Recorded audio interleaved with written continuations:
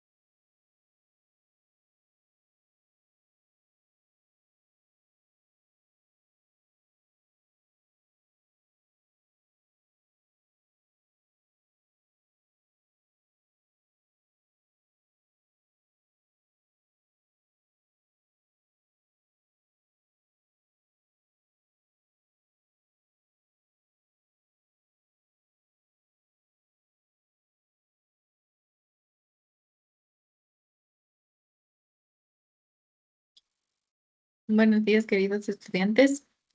Esperemos unos 5 minutitos para que se conecten la mayoría de los estudiantes. Y hasta eso, Juan. Hola, Juan, ¿cómo estás?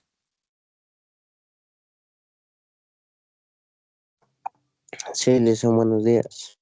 Buenos días, Juan. Quería preguntarte, la tarea 1 no me has entregado de la unidad 1, ni tampoco la tarea 2, ni la 3, ni la 4. ¿Qué ha pasado, Juan?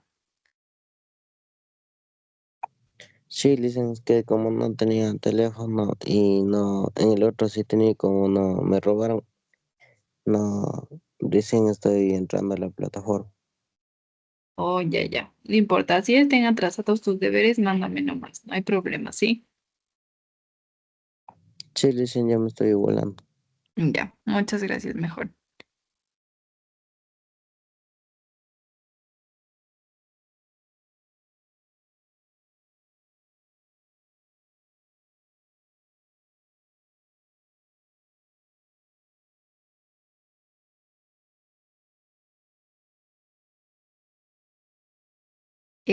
Juan Diego Guachilema. Tal vez Ángela Guachilema es conocida tuya. Sí, no, disculpe, Lizan, soy yo, estoy con él en la cuenta de mi hermano, perdón. Ah, hola, hola Ángela, ¿cómo estás? Quería preguntarte también sobre tus deberes. La tarea 1 no me las ha enviado, la tarea 3 tampoco, y la 4. Disculpe, Lizan, es que he tenido ciertos problemas con la plataforma y sobre todo con los cortes de luz. Estoy un poco desorganizada con respecto a eso. Yo estoy intentando igualarme en la medida de lo posible hasta hoy mismo. Sí, porfi, si puedes hasta hoy mismo, igualate porque hoy tengo que pasar notas, pero con todo, debido a los cortes de luz, yo les califico por la misma nota porque entiendo que no a todos se nos va a la misma hora y se hace un poco imposible hacer los deberes, pero igualate nomás en todos tus deberes y yo sí te estaría calificando, no importa que estén atrasados ni nada de eso.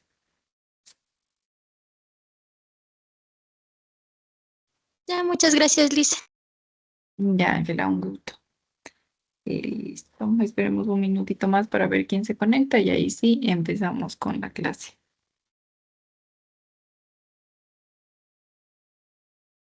Listo, si tienen un deber pendiente en la plataforma, por favor, hasta hoy máximo yo podría recibirles porque, como digo, tengo que pasar notas hasta hoy. Entonces, si tienen algún deber pendiente, traten en lo posible mandarme hasta hoy. Si no, igual ya con todo paso el informe de, de los estudiantes que todavía no me entregan notas. Pero igual, eso no quiere decir que no les califique, ¿no? Sí les voy a calificar y todo. En lo posible, hasta hoy, si pueden, sería bueno porque ya pasaría sus notas.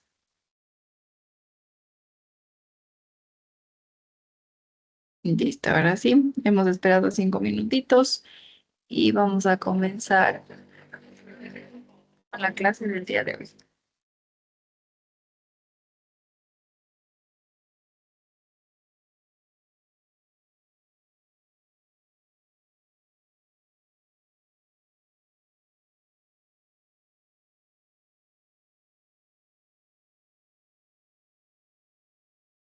Ya listo. El tema del día de hoy es sobre el agua y sobre cómo ésta está compuesta y cuál es su estructura. Recuerden que el agua es la sustancia más abundante en los seres vivos, ya que contiene alrededor del 70% de su masa. Miren, nosotros estamos compuestos por el 70% de agua. El agua, debido a su estructura molecular, presenta propiedades que la hacen imprescindible para el desarrollo de la vida. Y por esto vamos a ver su composición. Recuerden, nosotros estamos hechos de 70% de agua. Y por eso al agua, debido a sus propiedades y su estructura, se hace imprescindible para la vida. Listo. Vamos a ver la composición y la estructura molecular. La molécula de agua, que en este caso sería el H2O, aquí el H2O, miren, aquí están los hidrógenos, aquí está el oxígeno, igual aquí dos hidrógenos, aquí oxígeno. Esa es la molécula de agua, ¿no? H2O. Esta está formada por el enlace covalente entre un átomo de oxígeno y dos átomos de hidrógeno. Mire, un átomo de oxígeno y dos átomos de hidrógeno.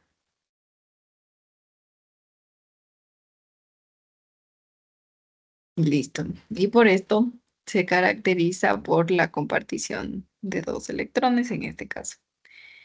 La compartición de electrones permite mantener una configuración estable. Miren, aquí está la distribución de los electrones en una molécula de agua. Aquí está cómo están distribuidos los electrones para que la compartición de todos estos en la molécula pueda mantener una configuración estable. Miren.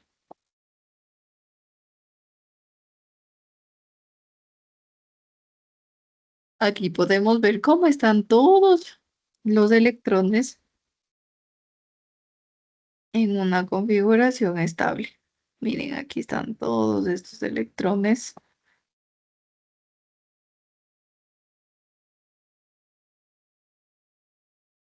Miren, recuerden que el enlace covalente que decíamos era que comparten sus electrones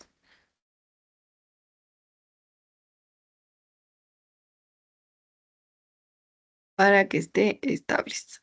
Miren, aquí está el hidrógeno compartiendo su electrón con la molécula de oxígeno. Aquí el hidrógeno compartiendo su electrón con la molécula de oxígeno. Listo.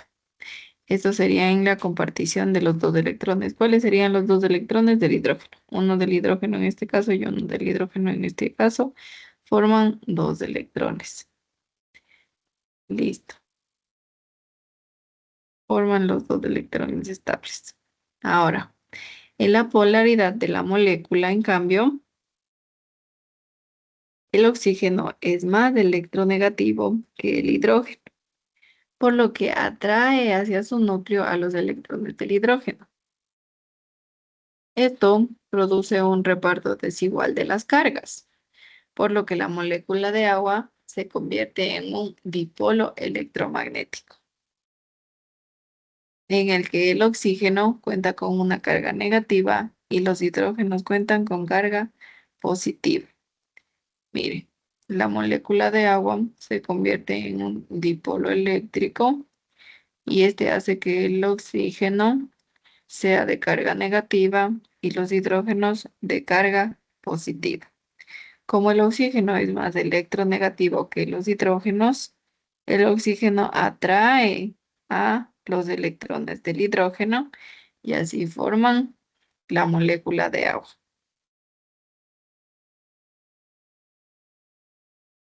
Listo. Recuerden, forman el dipolo eléctrico y así el oxígeno entonces se convierte en carga negativa y los hidrógenos con carga positiva.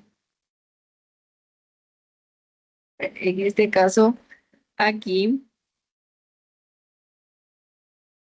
estos dos estarían formando el dipolo magnético.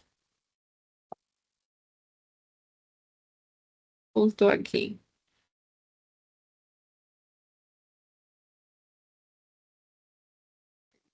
El dipolo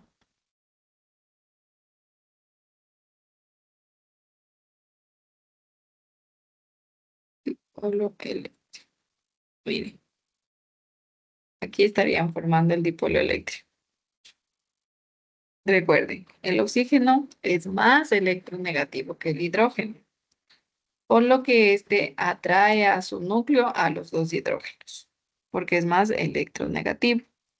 Y esto ya produce las cargas desiguales de esta molécula Y esto es lo que lo hace que se conviertan en un dipolo eléctrico, ya que se vuelven desiguales las cargas y se vuelve un dipolo eléctrico, en el cual el oxígeno, en este caso que está aquí o aquí son las bolitas rojas del oxígeno, estos se vuelven negativos y los hidrógenos, en cambio, se vuelven positivos.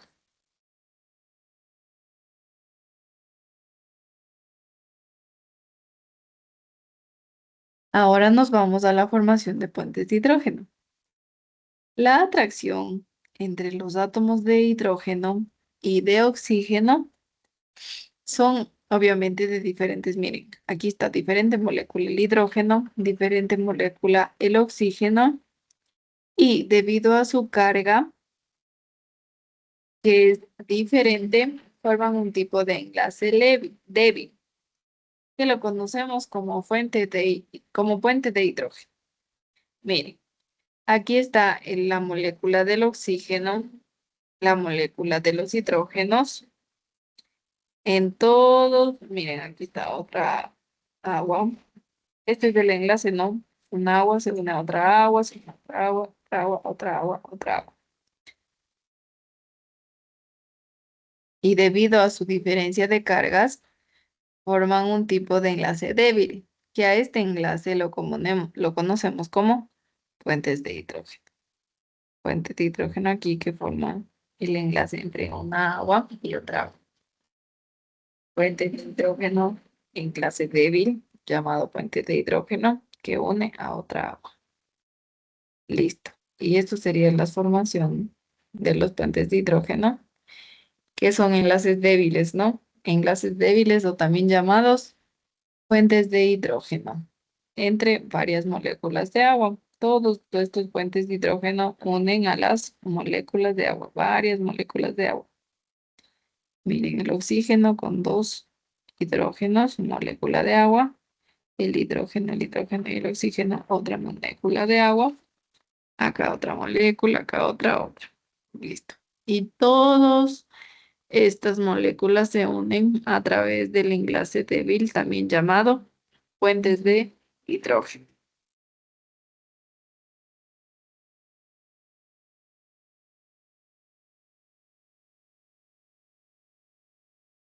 Recuerden eso. Listo. Ahora vamos a ver las propiedades físico-químicas del agua. Tiene varias propiedades físico-químicas que, gracias a su composición y estructura molecular, el agua presenta unas propiedades físico-químicas que la convierten en una sustancia indispensable para la vida. Miren, ahorita vamos a ver las principales propiedades físico-químicas del agua y también vamos a ver la utilidad para los seres vivos. Tiene una elevada tensión superficial. Miren, esta es una propiedad físico-química del agua. ¿Y qué nos dicen esta elevada tensión superficial? Nos dice que la fuerte cohesión entre las moléculas de agua causadas por los puentes de hidrógeno provocan que el agua tenga una elevada tensión superficial. Esto se traduce en que las moscas, las mosquitas, no sé si ustedes han visto que los insectitos pueden flotar en el agua. Entonces, ese es un claro ejemplo de la tensión superficial que existe en el agua. Miren, esto es a lo que voy a mostrarles mejor un dibujito para que sea más entendible cómo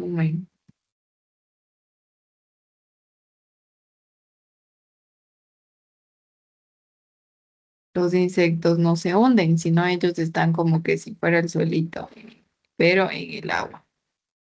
A ver, una imagen. Ya, esta creo yo. Aquí sí se logra ver cómo el insecto está en el agua. Copiemos la imagen. Ya, a ver. Miren, aquí el insecto está caminando sobre el agua. Miren,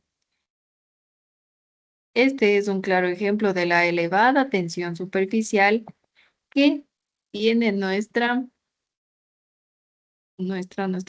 agüita en este caso.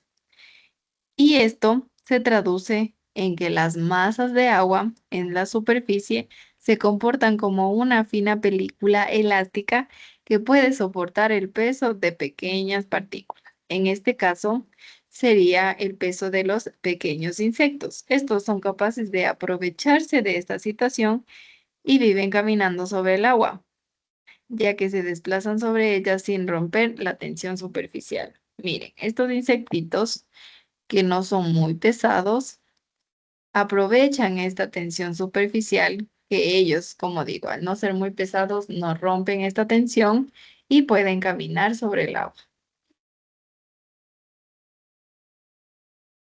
Y estos serían un claro ejemplo en la elevada tensión superficial.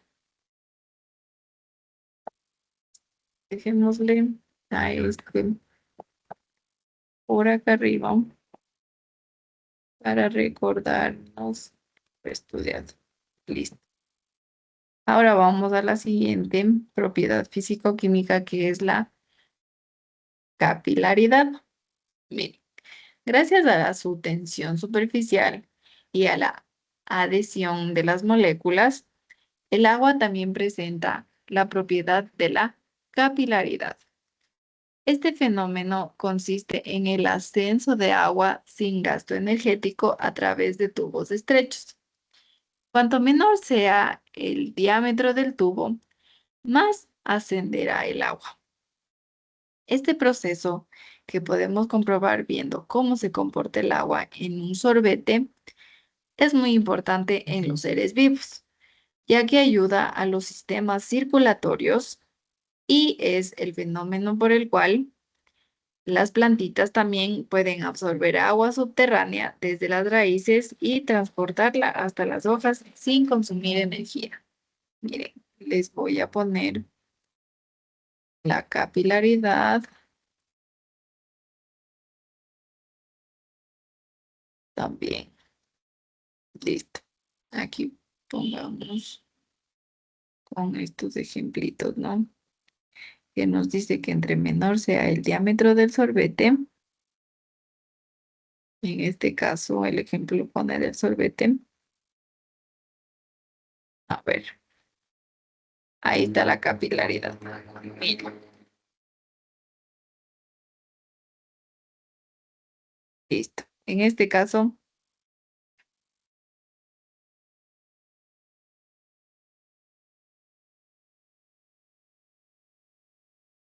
listo. Nos da el ejemplo del sorbete, ¿no?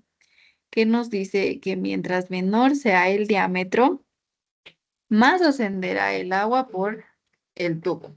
Espérenme un ratito.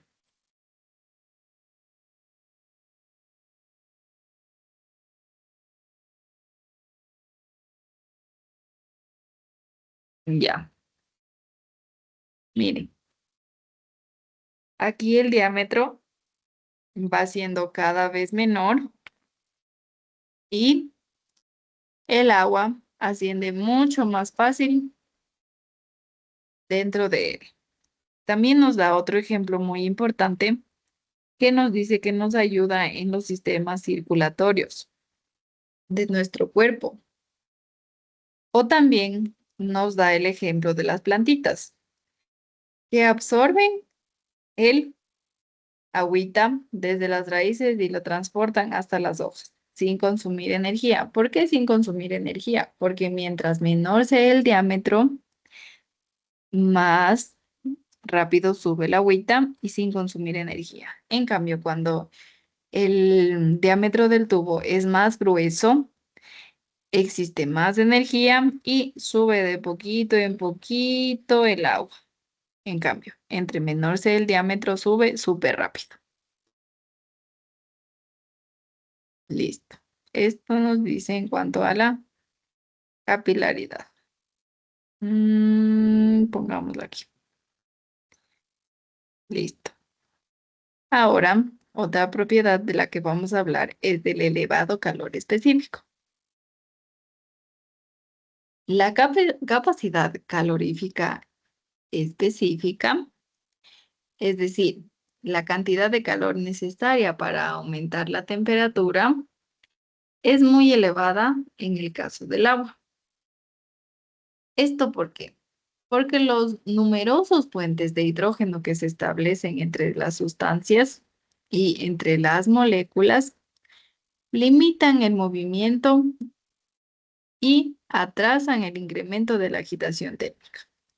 Por eso se puede decir que es muy elevada en el caso del agua. ¿Por qué es muy elevada? Porque los numerosos puentes de hidrógeno que se establecen entre sus moléculas limitan el movimiento de estas y atrasan el incremento de la agitación térmica. Como atrasan el incremento de la agitación térmica, es elevado el calor específico. De este modo, cuando el agua se calienta, la temperatura asciende lentamente, porque no todo el calor se utiliza para aumentar el movimiento de las moléculas, sino que una parte se invierte en romper los puentes de hidrógeno. Por eso es que se demora en calentar el agüita. ¿Por qué? Porque una parte de este calor es solo dedicada a romper los puentes de hidrógeno y la otra parte sí en el agua, en que se caliente el agua. Entonces, por eso la temperatura asciende lentamente.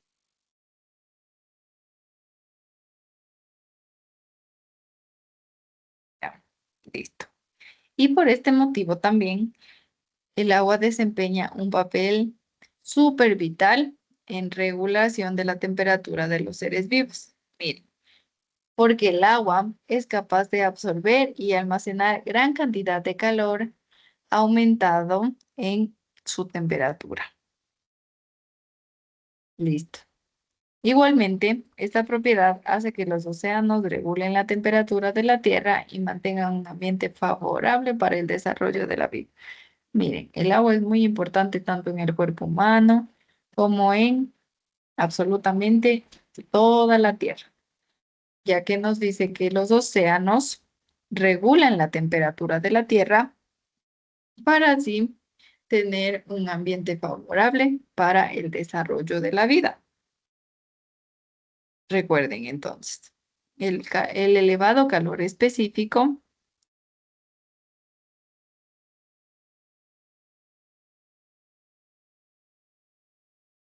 nos dice que regula nuestro cuerpito porque es capaz de absorber y almacenar gran cantidad de calor, aumentando muy poco su temperatura. Absorbe y almacena gran cantidad de calor, aumentando muy poco la temperatura. Recuerden que cuando en cambio nosotros estamos con fiebre, ahí es cuando más actúa en cambio el agua. ¿Por qué? Porque necesita regular nuestra temperatura y ahí sí necesita de más movimientos de las moléculas, en este caso. Recuerden que mientras más movimientos de las moléculas, existe más elevado de calor específico.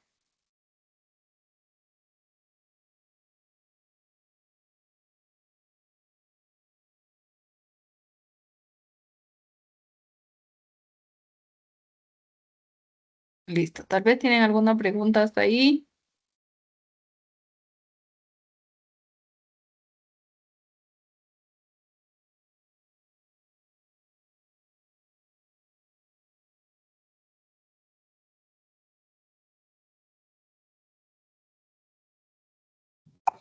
No, dicen,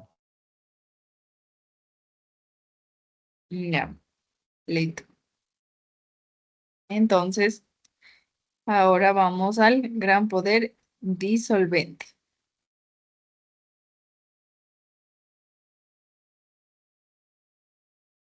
Listo. Debido a la polaridad de las moléculas, el agua tiene la capacidad de disolver distintas sustancias, ya sean iónicas o polares.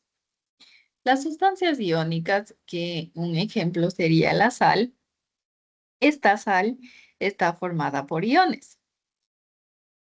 ¿Qué son los iones? Son átomos cargados positiva o negativamente. En este caso, he colocado un ejemplo de el cloro con el sodio. Miren, perdón, el cloruro de sodio. Listo. En este caso, el cloruro de sodio tiene dos compuestos, el cloro y el sodio. Estos, en contacto con el agua, separan sus iones y quedan rodeados por las moléculas de agua. Y así se provoca la disolución de la sustancia iónica en el agua. El cloruro de sodio es la sal que nosotros tenemos en casa y colocamos en el agua. Miren, aquí está como que solo la sal. Supongamos que aquí, este de aquí, es el granito de sal. Supongamos. Este de aquí es el granito de sal. Y aquí, en cambio, ya está mezclándose con el agua. Por eso, al momento de mezclarse con el agua, es que los iones de sodio y de cloro se separan y así quedan rodeados de la molécula de agua. Y esto provoca la disolución de la sustancia iónica, que en este caso es el cloruro de sodio, en el agua. Miren, aquí están ya separando todas sus moléculas, en este caso el cloro del sodio.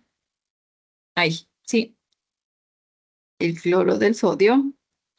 Y se separan y forman así la disolución en agua. Es como yo juntar los granitos de sal que están aquí, ponerles en agua, mover con la cucharita la sal y el agua, y así se forma la disolución. Miren, y así sería, nosotros no vemos, no a simple vista, pero así estarían todas nuestras moléculas ya disueltas en el agua. Miren, aquí están moléculas de agua, como dijimos, el hidrógeno, son las dos bolitas blancas y el oxígeno, la roja, junto con la molécula de sodio y junto con la molécula de cloro. Miren, aquí están disueltas y todas estas moléculas están en la disolución que hice de agua con sal. A simple vista no se ven, pero ya químicamente a través de un microscopio, así se mira cómo está la disolución de agua con sal. Miren, el agua es un gran disolvente de los compuestos, como decíamos, iónicos. Listo. ¿Alguna pregunta? Seguimos entonces. Ahora nos vamos a la densidad y el bajo grado de ionización, que también son propiedades físico-químicas de el agüita de la que estamos hablando. Listo. En la densidad podemos decir que el valor máximo del agua se obtiene a 4 grados centígrados. El valor máximo de densidad del agua se obtiene a 4 grados centígrados. Esto es debido a que se establecen numerosos puentes de hidrógeno entre sus moléculas. En este punto, consideramos la densidad del agua como 1 kilogramo.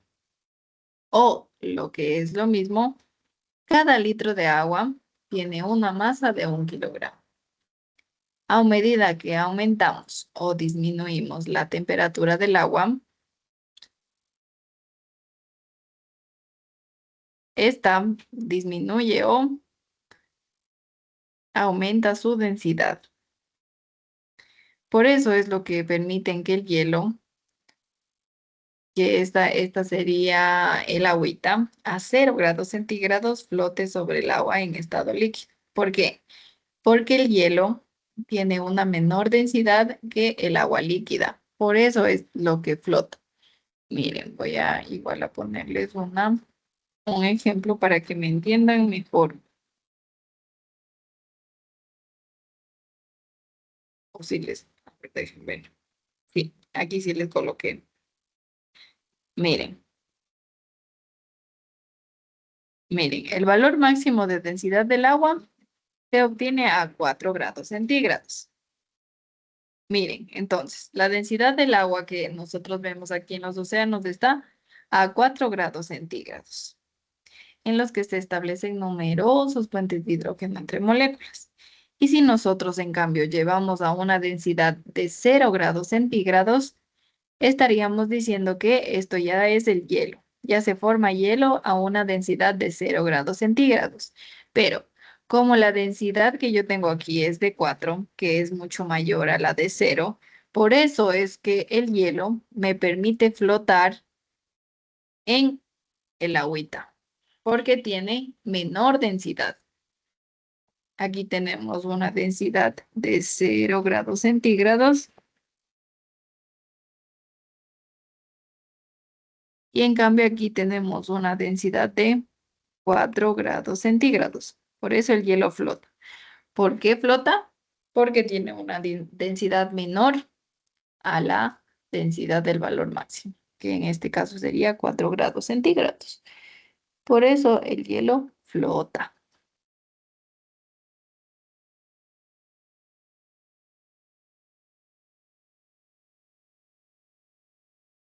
Listo. Este hecho es muy importante para la vida, ya que en épocas de frío los lagos y lagunas quedarán congeladas, pero solo en la superficie, puesto que el agua congelada flota sobre el agua líquida y así permite que en la profundidad siga existiendo vida. ¿Por qué existe vida? Porque solo en la parte superior se congela y en la parte de abajo sigue existiendo el agua, tal y como la conocemos. Entonces sí puede existir la vida abajo de el hielito. Listo. Ahora vamos a hablar sobre el bajo grado de ionización. Por lo general, solo una pequeña porción de las moléculas de agua tienden a ionizarse. Es decir, uno de los átomos de hidrógeno se separa para combinarse con otra molécula de agua y esto da lugar a un hidronio y a un hidrón hidroxilo. Cuando una sustancia iónica o polar se disuelve en el agua, se altera la cantidad de iones y eso provoca que se modifique el pH. La mayoría de los procesos biológicos dependen del pH y su variación también puede alterar el correcto funcionamiento de los organismos. Miren, como el agua tiene bajo grado de ionización, es necesario que en los seres vivos existan otros compuestos que actúen en la función tampón. ¿Han escuchado tal vez sobre la función tampón?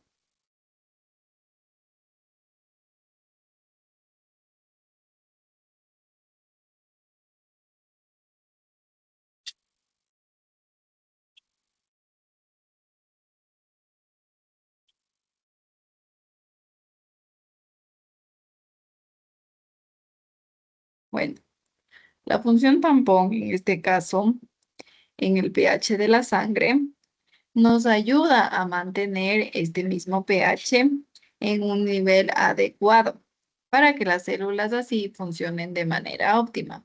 Esta función tampón, recuerden, en la sangre ayuda a mantener el pH en niveles adecuados para que las células funcionen de manera óptima.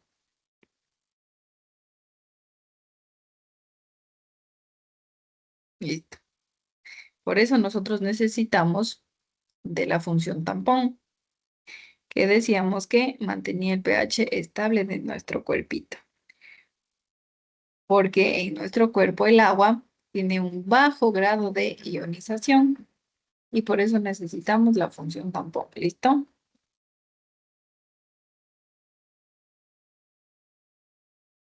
Listo. Y en este caso, este sería el bajo grado de ionización. ¿Alguna pregunta hasta aquí?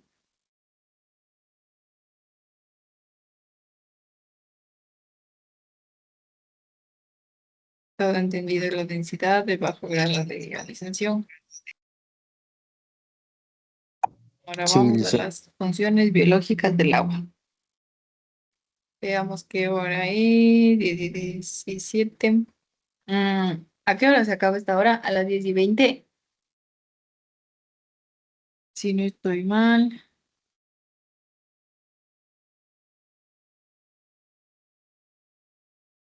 Bueno, entonces estas funciones biológicas dejaríamos para la siguiente clase, ya que ya solo nos faltan 3 minutitos y todavía nos faltan las diapos.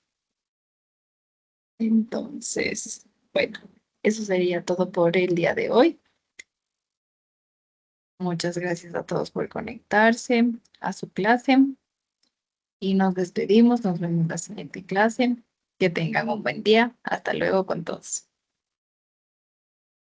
Hasta luego, Licen. Que tengan un feriado, Licen. Y gracias igualmente a ustedes.